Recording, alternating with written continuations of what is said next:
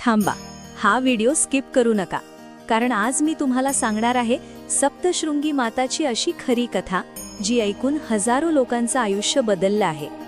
असं म्हणतात, ही कथा पूर्ण ऐकली आणि मनापासून विश्वास ठेवला तर तुमच्या आयुष्यातही काहीतरी चांगलं नक्की घडणार आहे.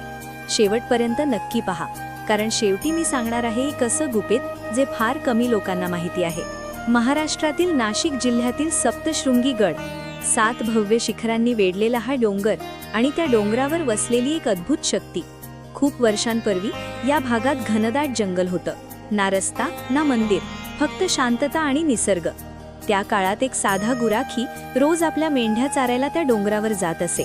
त्याचं आयुष्य खूप साधं होतं, पण एक दिवस त्याच्या आयुष्यात असा प्रसंग घडला जो इतिहास बनला. एक दिवस त्या गुराख्याला एका खडकातून विचित्र तेज बाहेर येताना दिसलं. सूर्यप्रकाश नसतानाही तो खडक चमकत होता.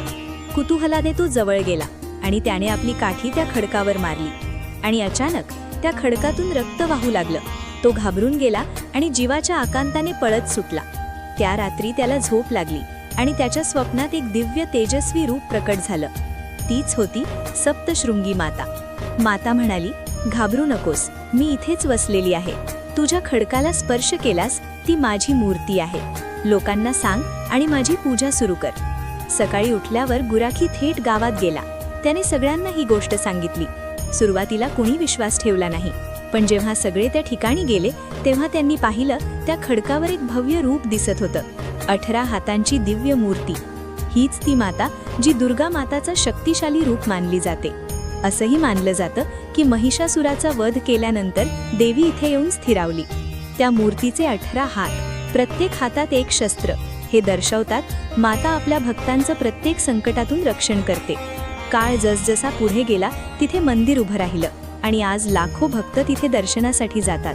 विशेषतः नवरात्र उत्सवमध्ये इथे भक्तांची प्रचंड गर्दी असते. आजही अनेक लोक सांगतात, संकटाच्या वेळी मातेनं मार्ग दाखवला, काहींना स्वप्नात दर्शन दिलं, काहींच्या अशक्य वाटणाऱ्या इच्छा पूर्ण झाल्या. ही फक्त कथा नाही, हा आहे लाखो लोकांचा विश्वास.